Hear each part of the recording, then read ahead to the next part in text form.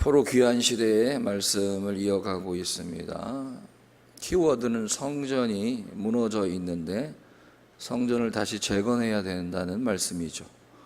그리고 성전을 재건함에 있어서 보이는 성전도 중요하지만 보이지 않는 성전에 예수 그리스도가 주인 되셔야 무너진 성전이 회복될 수 있고, 더 나아가서는 성전을 회복하는 것이 그렇게 호락호락하게 쉬운 것이 아니라 방해와 어려움이 있다는 거죠.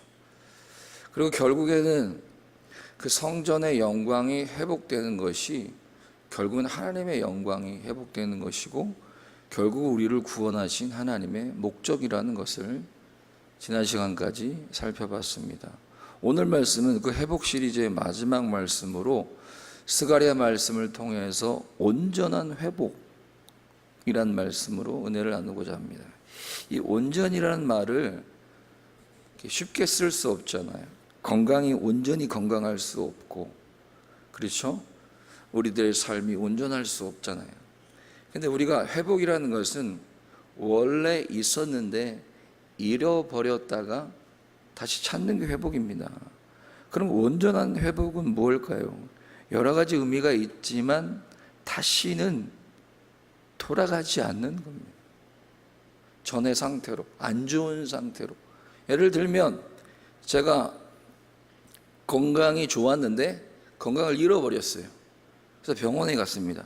수술을 받고 치료를 받고 여러 가지 이런 과정을 통해서 이제 정상적으로 아프기 전에 모습으로 돌아왔단 말입니다. 근데 다시 어떠한 이유로 또 건강을 잃으면 그건 온전한 회복이 아닙니다. 하나님께서 우리에게 주시는 회복은 그냥 왔다 갔다 하는 잠시의 회복이 아니라 온전한 회복임을 오늘 이 말씀을 통해서 우리에게 보여주고 있습니다. 여러분, 지금 날씨도 좋고 힘든 게 많은데 무엇을 회복하고 싶습니까? 어떤 분은 건강을 회복하고 싶고, 어떤 부분 재정 상태, 그다음에 자녀들의 어떤 학업의 부분들, 그리고 남편과의 관계, 또 우리 영적이신 분들은 부서의 부흥, 사명 감당, 첫사랑의 회복, 기도의 회복, 예배의 회복, 회복이 엄청나게 많아요. 그렇죠? 이번에 제가 청년 캠프에 참석하면서 느꼈던 것 하나는 뭐냐면, 우리가 받은 은혜, 그리고 우리가 주신 은혜는 잠시 있다가 왔다 갔다 하는 은혜가 아님을 빨리 상기해야 우리에게 주신 은혜를 지속하는 것 같아요. 청년들이 이번에 캠프에 갔을 때 어떤 청년들, 거기 간 청년도 그렇게 얘기했어요.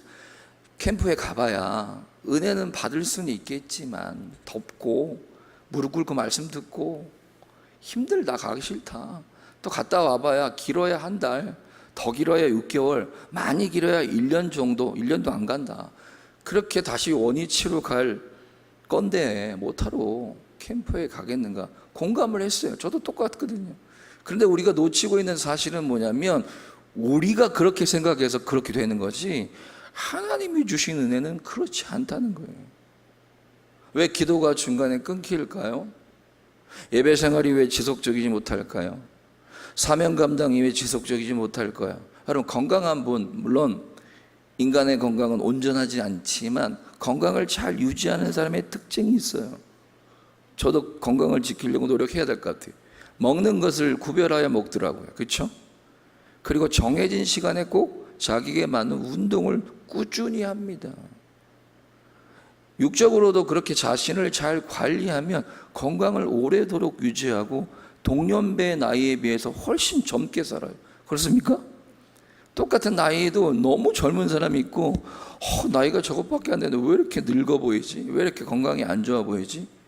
죄송한데 영적으로도 똑같아요. 예수를 30년 믿고 권사가 되고 집사가 되고 목사가 돼도 여전히 영적으로는 왔다 갔다 하는 거예요. 왜 그럴까요? 하나님의 주신 은혜와 이 말씀의 문제가 아니라는 사실을 빨리 여러분이 뼈저리게 깨달으셔야 돼요. 내 문제입니다. 창피한 거죠. 부끄러운 거죠. 여기 서 있는 이 목사도 요즘에 그것을 깨달아요. 그래서 감사하기도 하고 억울하기도 해요. 왜 이것을 못 깨달았고 신앙생활을 했을까? 목회자가 됐을까? 여러분 착각하지 마세요. 나는 믿음 생활 잘하려고 하고 말씀에 순종하려고 하고 하나님 앞에 기쁘게 하는 삶을 살려고 하는데 힘들어서 못합니다. 그 거짓말입니다. 어느 정도는 요인이 있겠지만 믿음의 문제예요. 온전한 믿음의 문제예요. 한번 더 합시다. 온전한 믿음이 온전한 회복을 가져다 준다. 여러분 참과 거짓이 있잖아요. 처음에는 구분이 잘 안 되고 전문가가 아니면 감별하기가 어려워요. 그러나 하나님의 명료한 성령의 인도하심 앞에는 정확하게 드러나는 거예요. 내 믿음이 가짜인지 진짜인지, 흔들리는 믿음인지, 아니면 올바르고 견고한 믿음인지, 천국을 향하 올곧게 달려가는 나는 가리라 비바람이 몰아쳐도 눈보라가 몰아쳐도 나는 가리라 찬양을 진짜 나의 고백으로 할 수 있는 건데, 이 믿음이 한 달을 못 가요. 은혜를 받았는데 죄송합니다. 이 믿음이 일주일을 못 갑니다. 이 믿음이 하루도 못 가요.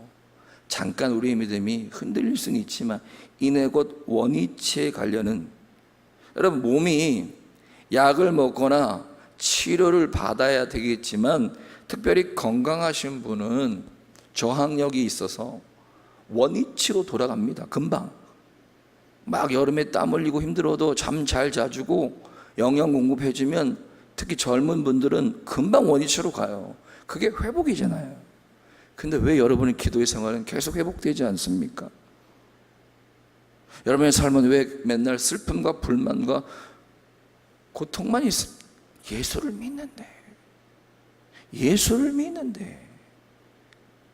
예수님께서 나는 선한 목자라고 말씀하시면서 요한복음 10장 10절에 이렇게 말합니다. 내가 온 것은 양으로 생명을 얻고 더 풍성한 삶을 살게 하려고 왔다. 이 양의 문으로 오지 않고 선한 목자가 아닌 사람은 다 절도요 강도다. 구별 잘해라. 내가 선한 목자다. 양을 위하여 목숨을 버리는 선한 목자가 바로 나다.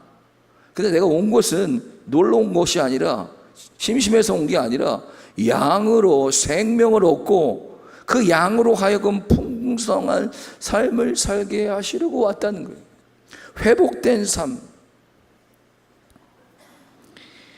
특별히 이 스가랴의 말씀은 성전이신 예수 그리스도를 통한 진정하고 온전한 회복, 하나님 나라의 완성에 대해서 아주 많이 예언한 말씀이 바로 저와 여러분이 읽은 스가랴 말씀입니다.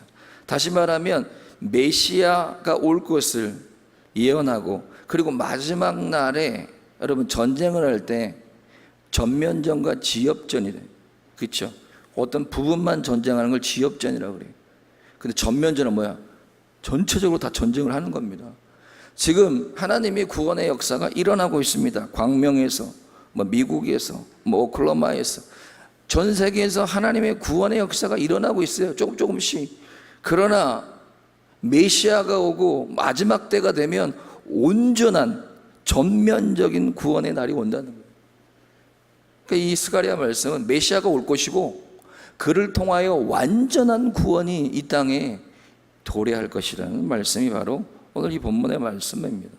그리고 이스라엘을 괴롭히던, 다시 말하면 예수 믿는 자를 괴롭히고 핍박하던 모든 악의 무리들을 심판하겠다는 거예요. 그러니까 엄청나게 소망이 되는 말씀이죠. 근데 그 메시아의 모습을 나귀 새끼를 타고 오시는 예수님의 모습으로 예언하고 있고요. 이 예언의 말씀, 신약 말씀에 그대로 성취하죠. 호산나 다윗의 자손이죠.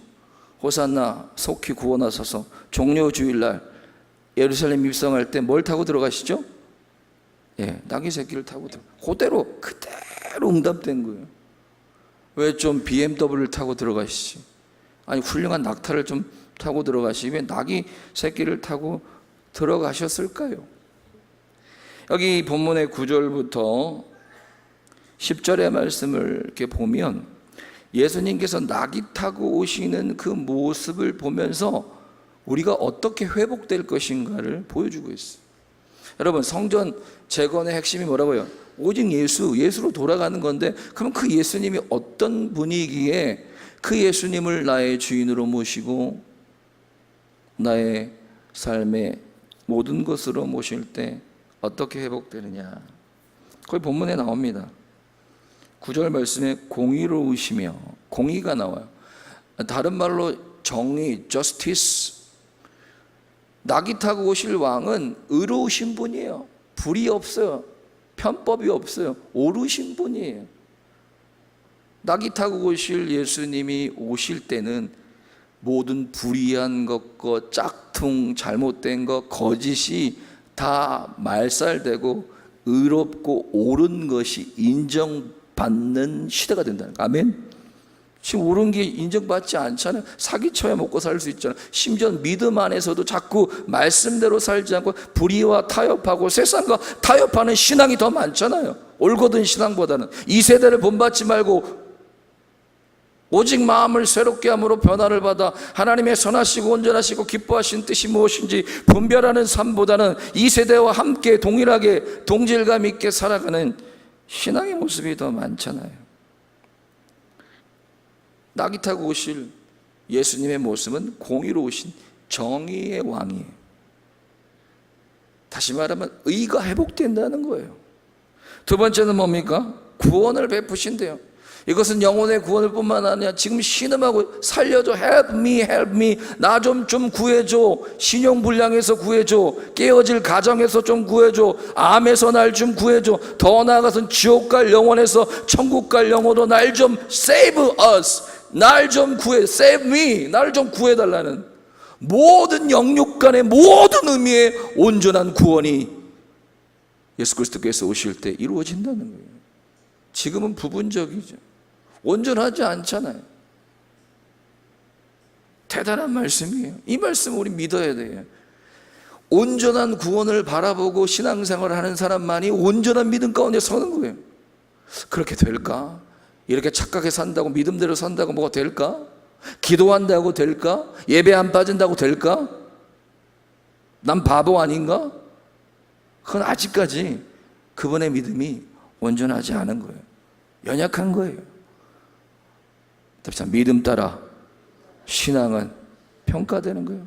믿음이 흔들리면 여러분 신앙은 흔들리고 더 나아가서 여러분의 삶도 흔들려요. 그렇죠? 그렇잖아. 직분, 신앙의 연조 상관없어요. 믿음이 중요한 거예요. 그래서 여러분의 예수 그리스도를 처음 믿을 때에 그 믿음이 기초가 탄탄한 믿음이 돼야 되고 여러분이 그런 믿음으로 세워줘야 돼요. 그러니까 기초가 탄탄한 믿음인 사람만이 또 다른 사람을 탄탄하게 할 수 있어요. 그러니까 먼저 믿는 자가 되게 중요해요. 리더가 중요해요. 왜? 리더를 따라가니까. 그래서 저와 여러분은 원튼 원치 않든 이 교회 담임 목사님과 이 저와 같은 사역자를 위해서 정말 피눈물을 흘리면서 기도하셔야 합니다. 제가 부족해도. 왜? 저를 따라가잖아요, 청년들이. 그렇죠? 담임 목사님을 여러분 따라갈 거 아니에요? 아닙니까? 이게 왜 나오십니까? 그럼 결국에는 우리 목사님에게 달려있는 거예요. 영적 리더십이. 청년부는 저에게 달려있고, 여러분의 가정은 여러분의 부모가 달려있고, 여러분의 사업처는 여러분에게 달려있는 거예요. 여러분의 믿음이 별 볼 일 없으면 여러분의 삶과 신앙과 모든 것이 별 볼 일 없는 거예요. 왜 그래요? 성전이 무너져 있어요. 회복되지 않았어요. 낙이 타고 오신 예수님의 모습은 공의, 정의가 회복되고 그 다음에 모든 영육 간의 모든 부분에서 구원의 일이 이루어집니다. 온전한 구원이 이루어진다고 말하고 있는 거예요. 세 번째는 겸손이죠. 구원을 베푸시며 겸손하여 하사. 하나님은 그분 자체가 겸손하시지만 겸손할 필요 없는 분이에요. 왜? 원래 1등이고 원래 최고니까. 근데 우리는 원래 최고가 아니고 원래 찌질하고 원래 별로 내놓을 것도 없고 잘하는 것도 없는데 엄청 교만하죠. 그렇지 않나요? 저도 그런데. 그건 뭐예요? 죄의 문제가 해결된 게 아니에요. 죄에 대해서 지고 있다는 거예요. 가장 큰 죄가 뭡니까? 믿지 않는 것이 가장 큰 죄지만 하나님이 심각하게 다루는 죄가 뭐죠? 교만의 죄. 인류 최초의 아담과 하와가 범했던 죄는 교만의 죄예요. 하나님과 같이 되려고. 다시 말하면 교만한 사람들은 다 망하고 겸손하고 온유한 사람들이 시대가 된다는 거예요. 아멘입니까? 잘난 척하는 사람들 다 망하고, 잘난 척해도 되는데 예수 안에서 해야죠. 예수 안에서. 근데 예수 안에 진정으로 있는 분은 겸손하시더라고요. 그래서 저를 봐요. 아직도 내가 예수님에 대해서 잘 모르고 내 믿음이 별 일 없구나. 그럼 교만하는 거예요. 우리가 교회에서, 가정에서, 저를 포함해서 우리가 너무 잘났어요. 그래서 쉽게 직장을 비판하고 판단하고 남편을 판단하고 심지어 교회를 판단해. 이 교회 정말 하나님의 교회 맞아? 물론 이단의 교회도 있지만 우리 목사님 진짜 하나님의 목사님 맞아? 정말 교회를 사랑하고 정말 목사님을 사랑해서 정말 이 나라와 정말 가정을 사랑해서 비판하면 좋겠어요. 근데 그렇지도 않아요. 자기가 힘들다는 거예요, 결론은. 그래서 저는 죄송해요, 본인이 떠나요. 그러면 그렇잖아요. 이 교회가 사단의 무리가 아니고 하나님이 기뻐하시는 공동체가 아니면 내가 맞춰야죠. 하나님의 일은 그렇게 쉽게 되는 게 아니에요. 우리가 볼 땐 부족한 목사님, 우리가 볼 땐 부족한 남편, 우리가 볼 땐 부족한 아내, 우리가 볼 땐 부족한 여전도 회장이지만 하나님이 거기 세웠는데 나의 짧은 생각과 경험으로 교만하여서 비판하고 정죄하잖아요. 아닙니까? 결국엔 뭐예요? 하나님의 나라가 내 안에 없는 거예요. 불평만 있는 거예요. 너무 힘들어, 불공평해, 답답해. 그럴 수 있죠. 그러나 진정으로 믿음의 사람은 하나님 앞에 엎드려 울어야죠. 쉽지는 않아요. 믿음의 삶은 쉽지 않습니다. 예수 믿고 구원받는 것이 원리적으로는 쉬워요. 그러나 절대로 쉽지 않아요. 제발 예수 믿는 게 쉽다고 얘기하지 마세요. 그건 잘못하는 거예요. 그렇게 쉬운 구원이 아닙니다. 왜? 예수님이 그렇게 고통스럽게 죽었잖아요. 그냥 예수님이 구원이 쉬우면 김권사야 구원받으라 뿅 이렇게 해도 돼요. 그런 능력이 있어요. 근데 그렇게 우리를 구원하지 않았어요. 마찬가지로 저와 여러분의 온전한 구원을 이루는 데는 살점이 떨어나고 피가 뚝뚝 흘리는 영육간의 고통과 엄청난 고뇌 속에서 우리의 구원은 이루어져 가는 겁니다. 그래서 우리는 쉽게 다른 사람의 믿음과 삶을 비판하면 안 돼요. 그렇지 않으세요? 그렇잖아요. 그러니까 미움과 용서의 문제도 거기 있더라고요. 미워하는 건 교만한 겁니다. 물론 나에게 힘들게 해서 미워할 수는 있지만 원수까지라도 용서하는 주님의 말씀 앞에 절대로 순종하지 않는 거예요. 제가 나에게 힘들게 해서 두고 봐라. 예수님보다, 믿음보다, 말씀보다 그게 더 앞서는 거예요. 교만이에요. 다시 말하면 제 말씀을 정리합니다. 예수님이 낙이 타고 오시는 그 예수님은 겸손의 왕이에요. 근데 우리가 너무 교만하잖아요. 나의 몽연을 베고 내게 와 배우라. 나는 온유하고 마음이 겸손하니. 하나님의 나라의 특징이 뭐예요? 의로운 것, 그 다음에 구원이 이루어지고 겸손의 삶이 되고, 마지막 10절에 뭐죠? 화평이에요.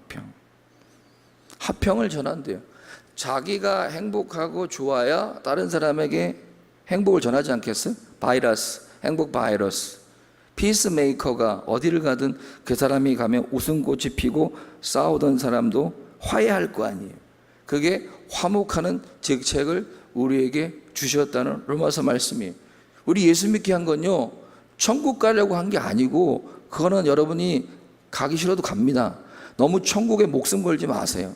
물론 영혼 구원이 중요합니다. 제가 지금 여러분에게 드린 요점은 천국 가고 안 가고의 문제가 아니라 지금 여러분의 삶의 이후에 왜 사십니까? 여러분 어디에 있든 온전한 구원을 통하여 화평을 전하고 어두운 데 빛을 전하고 관계가 깨어지는 데를 관계를 회복하는 도구로 살아가게 하시려고 여러분과 저를 안 죽이시고 오늘도 이 더위에 살게 하신 거예요. 그러니까 영혼도 구원해야 되고 관계도 회복해야 돼요. 그게 뭐예요? 하나님의 나라가 회복된 거예요. 그러니까 우리가, 저도 그래요. 물론 우리가 연약해서 죄성을 갖고 있기 때문에 온전히 거룩하고 온전히 의로울 수 없어요. 수시로 거짓말도 하고, 머리로는 그러면 안 된다고 하지만 내 몸이 벌써 반응해서 불의한 삶을 막 살아요. 온전하진 않지만 나의 삶의 목적이 의로운 삶이 돼야 돼. 의롭게 살아야지, 올바로 살아야지. 이건 도덕적인 게 아니야. 하나님의 말씀이 말하고 있고 하나님의 백성이 살아가는 하나님의 나라의 특징이에요. 그러니까 예수를 믿은 지 오래됐는데 의롭고 정의로운 삶에 대한 아무런 소망과 관심이 없으면 죄송한데 그분은 하나님의 나라의 백성이 아닙니다. 그냥 교회 다니는 분이에요. 그냥 집사님이에요. 그러니까 의로움이 우리에게 점점점 나아져야 돼. 오늘 새벽에 성화에 대해서 담임 목사님 말씀하셨죠.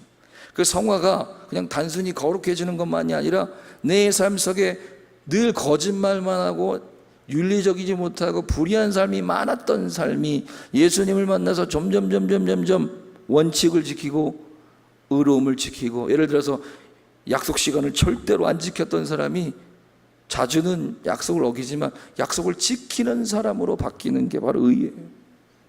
근데 여전히 안 지켜 약속을. 좀 생각 좀 해봐야 돼. 저도 마찬가지입니다. 두 번째 뭐예요? 구원. 영혼 구원이든 육체의 구원이든 구원이 우리 속에 일어나고 있는. 그러니까 내가 이미 구원받은 사람은 나를 통하여 다른 사람이 영혼 구원 받는 영혼 구원의 역사, 쉽게 말하면 뭐죠? 전도의 삶이 꼭 있어야 돼요. 꼭입니다. 꼭. 선택사항이 아니에요. 하나님의 나라의 백성은 어떤 형태, 입술로 말하든 삶으로 말하든 나의 무엇으로 인해서 또 다른 영혼이 구원받는 일이 일어나야 합니다.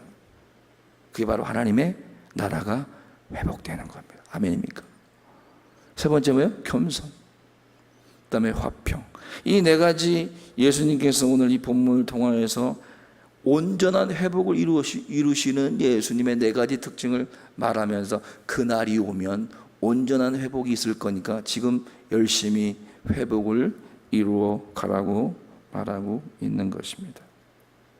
결국엔 이 네 가지가 어떻게 우리에게 얻어졌냐면 예수님의 낮아지심을 통해서, 어려운 말로 비하라 그러죠. 예수님은 지극히 높으신 분이에요. 그렇죠? 지극히 높은 것은 하나님께 영광이에요.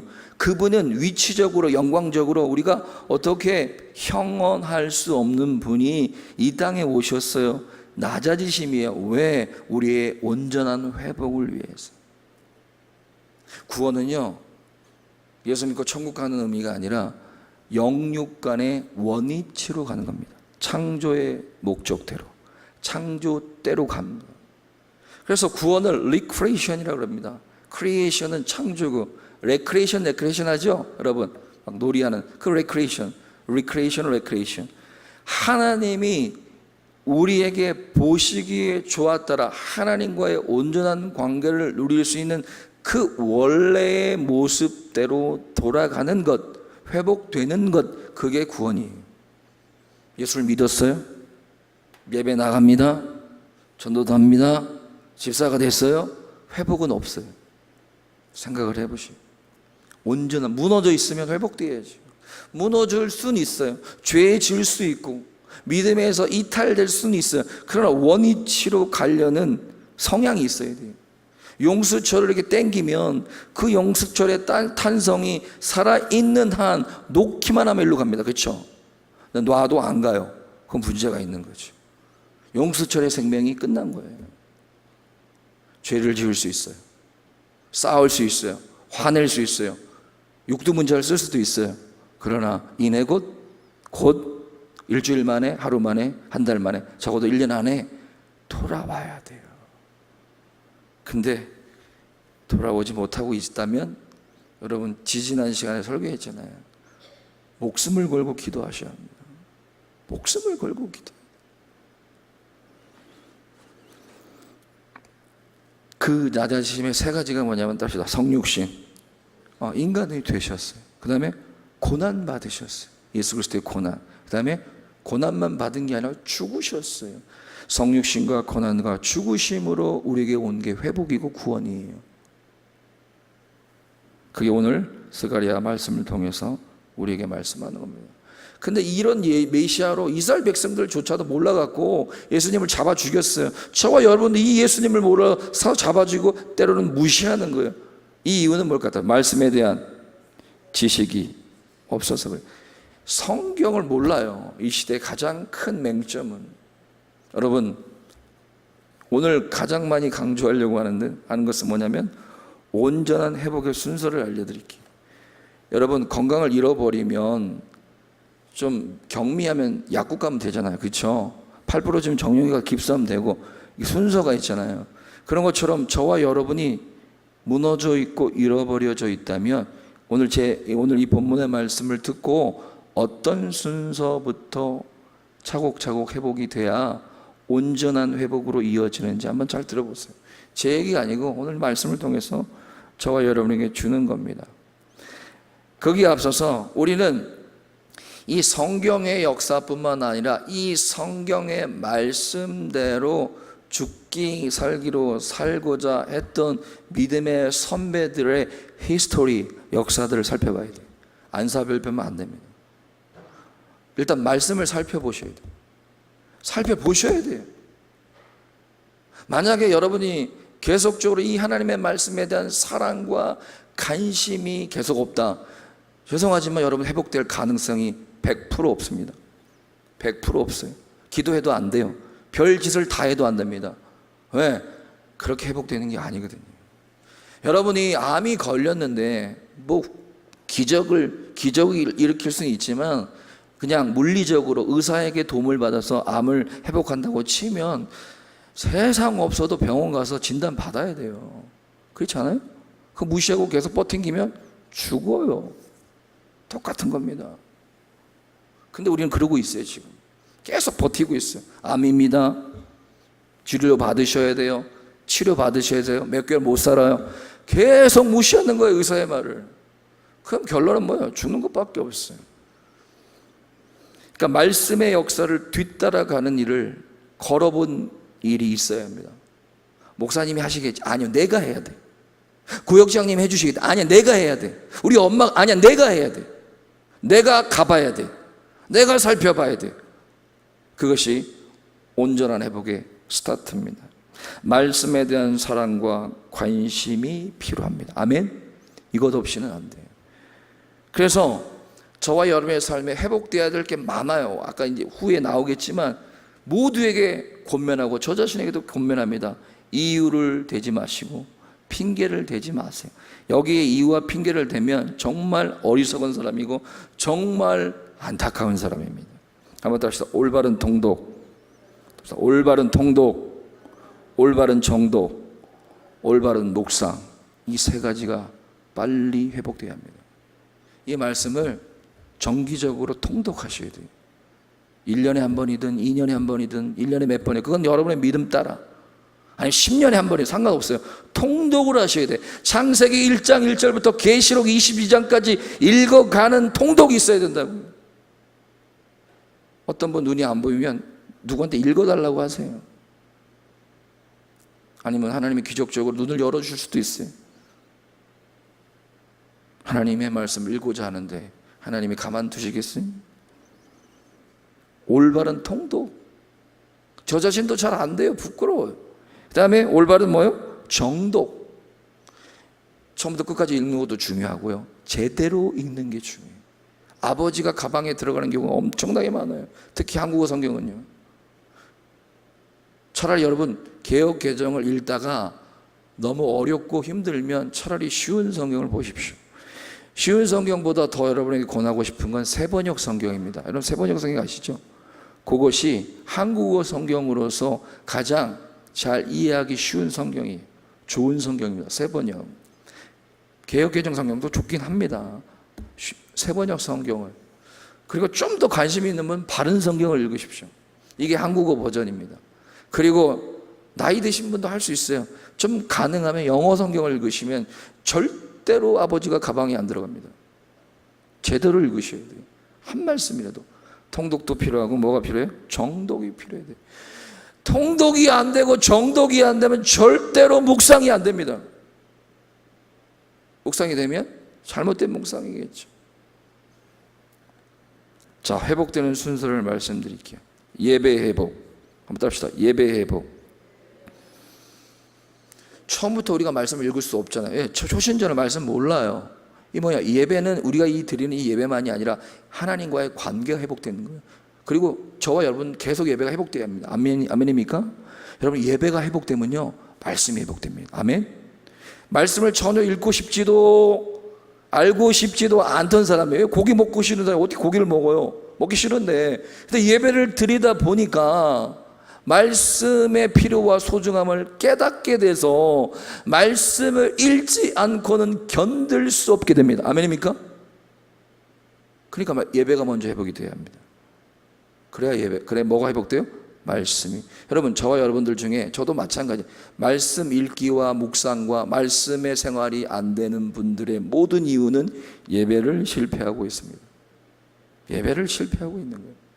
일단 삶의 예배가 더 중요한데, 일단 그냥 우리가 드린 예배만을 놓고 보면 일단 예배 시간에 제때 못 와요. 실패하는 거예요. 차라리 예배를 드리지 마세요. 제대로 드리셔야지. 저한테 드리는 거 아니고, 김성일 목사님을 위해서 드린 게 아니고, 문재인 대통령을 위해서 드린 게 아니고 하나님께 드리는 거잖아요. 예배는 하나님께 드리는 겁니다. 그렇지 않나요? 근데 이 의식을 우리가 자주 잊어버려요. 저 자신도. 저는 말씀을 전할 때도 있지만 예배를 돕거나 찬양을 해서 나는 예배를 돕는 사람이라고 착각할 때가 많아요. 그 예배를 실패할 때가 많죠. 그렇지 않나요? 예배는 누구한테 드린다고요? 하나님께 드려요. 예배가 회복되지 않으면 온전한 회복은 없습니다. 여러분, 지금 7월, 8월인가요? 8월 둘째 주인데 그냥 일부 예배만 놓고 11시 예배 드린 분도 있지만, 여러분, 몇 번이나 빠지셨어요. 몇 번이나 늦으셨어요. 몇 번이나 중간에 딴 생각하셨어요. 몇 번이나 중간에 가셨어요. 일단은 그거는 시간도 지키고 예배 시간에 졸지도 않고 아멘 아멘 했는데도 예배 실패할 수 있어요. 속은 모르니까. 일단 보이는 것만, 그래서 청년들한테, 지난교회 청년들한테 강당 기도 모임 하면서 목사님, 저는 이런 기도 제목 있고 이런 기도 제목 있고 이렇게 되고 싶고 이렇게 변화되고 싶고 막 얘기를 했어요. 너무 좋다, 기도해라, 말씀 읽어라, 뭐 다 했어요. 근데 목사님이 여러분에게 권면하고 싶다. 그때가 9월 달이었습니다. 몇 년도인지 잘 모르겠고, 목사님도 참 힘든데 다른 거 다 제껴놓고 주일 11시 예배만이라도 내가 한 번도 빠지지 않고 그 예배를 제대로 드리겠다는 결심을 한번 해봐라. 네 인생이 안 달라지나? 근데 그걸 못해요. 그 인생들이. 그렇지 않나요? 여러분, 우리 너무 큰 걸 보지 마세요. 예배가 많아요. 이 예배 다 잘 드려야 됩니다. 그러나 11시 예배가 큰 예배고 지금 예배는 작은 예배, 그게 아니라 중요한 것은 대표적인 예배니까 그 11시 예배, 우리 교사들은 이 9시 예배겠죠.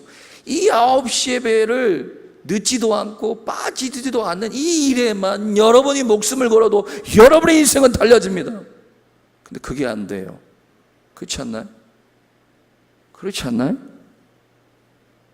부서의 부흥은 뭐예요? 예배의 부흥이에요. 인원도 중요하지 않아요. 20명이 됐든 30명이 됐든 그 공동체들이 유초동부든 중고등부든 청년부든 여전대든 상관없습니다. 아무 상관없어요. 그 20명의 회원들이, 그 20명의 청년들이 그 예배에 회복되고 그 예배만 성공한다면 뭐가 문제겠어요? 아닙니까? 뭐가 회복되어야 된다고요? 예배가 회복되어야 합니다. 주님 오실 때까지 저와 여러분의 과제입니다. 근데 왜 예배가 회복되지 않을까요? 앞으로도 가겠습니다. 로드십이 회복되지 않으면 절대로 예배를 회복할 수 없어요. 그러니까 아예 교회는 다니는데 예수님을 안 믿는 분이 있어요, 여기. 네, 그럴 수 있어요. 그럼 절대로 예배가 중요하지 않아요. 우리 청년들, 믿음이 꽤나 좋은 청년들도 토플 시험 보고 토익 시험 보고 자격증 시험 본다고 간대요. 제가 가라고는 하죠. 속으로는 안타까워하죠. 또 속으로는 내가 혼내죠. 예, 믿음이 저 정도인데, 임원인데 아무런 고민 없이 가는구나. 심지어 얘기도 안 하고 가요. 뭐요? 예배 별로 중요하지 않아요. 그 믿음이 부족하거나 예수를 제대로 안 믿었을 가능성이 충분합니다. 그렇습니다. 교회 온다고, 예배 드린다고 다 구원받은 거 아닙니다. 다 믿음이 있는 게 아닙니다. 온전한 믿음은 절대로 그럴 수 없어요. 빠질 수도 있겠죠. 흔들릴 수도 있겠죠. 그러나 방향은 분명합니다. 안타까워해야 돼요. 그래서 저도 잘해야 되겠지만, 여러분의 믿음의 자녀들과 후배들에게 처음부터 그러면 안 되고 잘 탈리세요. 예배는 이런 거야. 가르쳐주고. 근데 중요한 건 본인이 그렇게 하면서 해야 돼요. 그래야 말빨이 서죠. 본인이 제대로 예배를 드리면서 후배들과 구역원들과 자녀들과 며느리와 다음 세대들에게 예배는 이런 거야. 이렇게 해야 되는 거야. 꼭 해야 돼. 중요한 거야. 이렇게 여러 번 권면하고 가르치고 경고하시고, 만약에 계속적으로 예배 생활을 제대로 못하면 여러분 가만히 있으면 안 됩니다. 여러분의 사랑의 매를 드셔야 됩니다. 때로는 거의 거반 죽일 정도로 때리셔야 합니다. 그게 맞는 거예요. 그게 맞는 거예요. 우리 자녀들이 지금 여전히 예배하지 않고 여전히 세상에 있는데, 나는 군사라고, 나는 목사라고 할렐루야 할렐루야 하면서 예배 드릴 수 없다고 생각해요. 없습니다. 여러분, 자녀들이 힘든 일을 당하면 그냥 볼 수가 없잖아요. 그 믿음이 가짜거나 자식을 사랑하지 않는 거죠.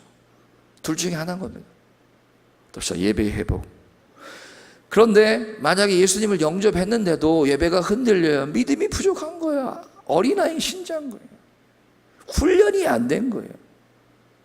다음 시간에 2부 말씀드리겠는데, 오늘 요번에 2박 3일 동안 캠프를 갔어요.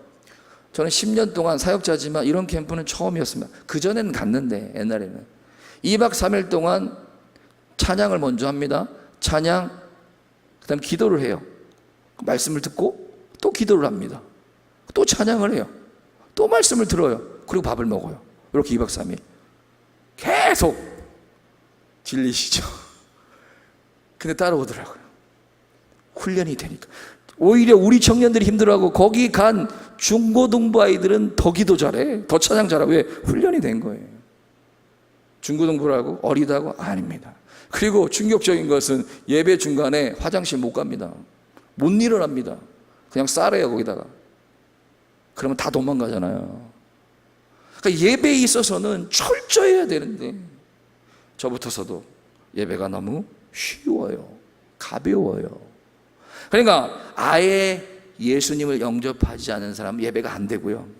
예수님을 영접했는데도 그 믿음이 연약하고 훈련되지 않는 사람은 예배가 계속 그타발이에요. 10년을 가보세요. 20년을 가봐요. 주일 11시 예배 지키가 하늘의 별 따기. 주변에 그런 분들이 있으면 중보기도 하셔야 돼요. 저분 기도 예배 나오니까. 예배 나오면 뭐예요? 안 믿는데. 그렇지 않나요?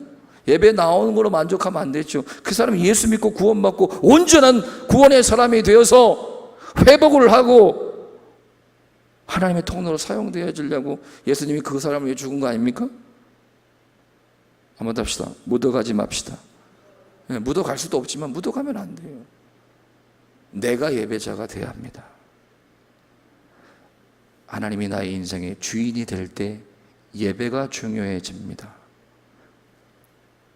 그래서 오늘 말씀을 맺으면서 예배 회복을 얘기하고 말씀 회복을 좀 이야기하고 말씀을 맺으려고 합니다. 이해하고 들으세요. 영어로 제가 천천히 해줄게요. 예배에 관한 아주 중요한 문장이기 때문에 영어로도 하고 한국어로도 설명하겠습니다. 가슴에 한번 새겨보십시오. We don't worship, we worship God. We don't worship, we worship God. 한국말로 해드리겠습니다. 나는 하나 예배를 예배하지 않습니다. 우리는 하나님을 예배합니다. 찬양 중요해요. 성가대 중요해요. 워십 중요해요. 우리 유초등부 프로그램 중요해요. 다 중요해요. 예, 뭐 다 중요하면 하나님께 드리는 거니까. 근데 워십은 있고 찬양은 있고 프로그램이 있고 뭐 별거는 다 있는데 하나님 앞에 예배하는데 실패해요. 그게 무슨 의미가 있냐고.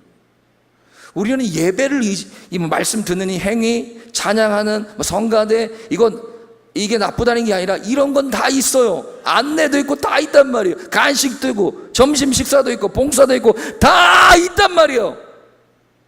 근데 하나님을 예배하는 건 없어요. 우리는 예배를 예배하지 않아요. 우리 예배 드리러 온 거 아니고 하나님을 예배하러 온 거예요. 예배를 구경하러 온 게, 말씀을 들어보려고 온 게 아니에요. 찬양을 잘하나 못하나, 성가대가 잘하나 못하나, 이 교회가 어떻나 보러 온 게 아닙니다. 하나님을 예배하는 거예요. 우리는 예배를 예배하지 않고 우리는 하나님을 예배합니다. 그렇게 하나님을 예배하는 사람이 바로 관심 있는 게 뭐예요? 말씀에 대한 관심. 그래서 예배 회복이 말씀의 회복이 되고, 제가 지난번에 설교하면서 신앙생활하면서 제일 어려운 게 말씀보다 기도라고 했죠. 저도 기도가 어려워요. 왜 그런지 아세요? 예배가 안 되고 말씀이 안 되면 기도는 될 수가 없어요. 그래서 기도가 어려운 겁니다. 흉내 낼 수 없어요. 기도는 방언으로 막 할 수 있고 막 거창하게 입으로는 할 수 있지만 그 영혼이 이건 기도가 아니다, 공허하다, 나도 알고 하나님도 알아요. 심지어 가족들이 다 알아요. 기도는 흉내 낼 수 없는 거예요. 예배가 회복되지 않고 말씀이 회복되지 않으면 기도는 안 되는 겁니다. 기도가 돼야 되는데, 특별히 이번에 우리 청년들이 입을 열어 기도하는 중요성에 대해서 말씀을 드렸어요. 속으로 아무리 기도하면 뭐하냐, 입을 열어 기도해라, 부르짖어서 기도해라. 그래서 20분 30분 물론 시켰었지만 주여 부르면서 저희가 목이 갔잖아요. 그냥 통성기도만 6시간 이상 했어요. 통성기도만 2박 3일 동안 부르짖으라니까 영적 권위로 하니까 따라가더라고요. 그러니까 예배가 안 되니까, 말씀 회복이 안 되니까 기도가 어떻게 돼요? 기도가. 그 다음에 예배가 회복되고 말씀이 회복되고 기도가 회복되면 마지막으로 회복되는 게 삶이 회복되는 겁니다. 물론 삶이 회복돼야 또 예배가 회복되긴 해요. 사이클이에요. 왜 우리의 삶이 안 달라지고 변하지 않는지 아시죠? 예배에 실패해서 그렇습니다. 아니면 예수님을 안 믿었거나. 온전한 회복은 계속 진행해야 합니다. 다음 시간에 10절 말씀, 이방의 화평을 전하는 통한 회복에 대해서 말씀하고 계속 말씀드리는데, 온전한 회복을 따라가는 저와 여러분의 중요한 것이 하나 있습니다. 한번 따라해 봅시다. 내 인생의 가장 소중한 시간은 지금 이 순간이다. 이것을 기억하십시오. 내 인생에서 가장 소중한 시간은 우리 딸이 첫 달 나는 게 아니에요. 우리 아들이 서울대학 갈 날이 아니에요. 갯돈 탈 날이 아니에요. BMW 예약했는데 그 차 나오는 날이 아니에요. 여기 광명역세권 LG 자이 파크 자이 입주하는 날 축하하죠. 기대되죠. 행복하죠. 그 날이 아니라니까요. 우리 인생의 가장 소중한 순간은 지금 이 시간입니다. 아멘입니까? 그렇게 살아가는 사람은 믿음으로 살아갑니다. 왜? 지금이 너무 중요하니까. 지금 이 순간 예배해야 되죠. 예배는요, 지금 저와 여러분이 드리는 이 예배만 예배가 아니라, 이 예배는 좁은 의미의 예배고, 진짜 예배는 삶이에요. 어렵잖아요. 말씀대로 사는 게 쉬워요? 어렵잖아요. 영육의 유혹이 들어오는데 그걸 이기기가 쉬워요? 어렵잖아요. 삶이 예배예요. 나의 인생의 가장 소중한 시간이 지금 이 순간이고, 내가 죄를 지을 수 있지만 하나님이 보고 계시고, 하나님이 난 그렇게 살기를 원하는 백성이 아님을 의식한다면 우리의 변화는 좀 빨리 일어날 것 같습니다. 그렇죠? 내일 하지, 다음 달에 하지, 돈 벌면 하지. 집사님 요즘 주일 빠지시는데 예배 좀 나오셔야죠. 요즘 제가 너무 바빠서요, 힘들어서요. 필요 없습니다. 지금 예배하셔야 돼요. 지금. 언제 예배하실래요? 다시 한번 따라 보겠습니다. 내 인생의 가장 소중한 시간은 지금 이 시간입니다. 기도하겠습니다. 하나님 감사합니다.